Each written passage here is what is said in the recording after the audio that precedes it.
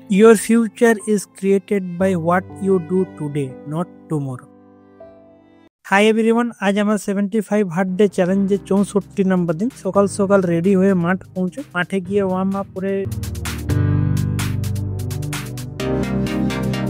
করে রানিং, তারপর আরো কিছু এক্সারসাইজ করে নিজের মর্নিং ওয়ার্কআউট রুটিন কমপ্লিট করি।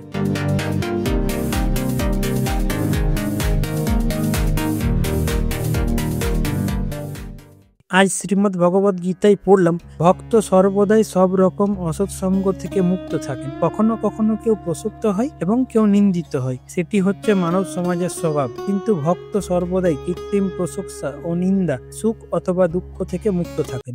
আজ সানডে, তাই জিম বন্ধ ছিল, তাই রবিনসন স্টেডিয়ামে গিয়ে নিজের সন্ধ্যার ওয়ার্কআউট রুটিন কমপ্লিট করি।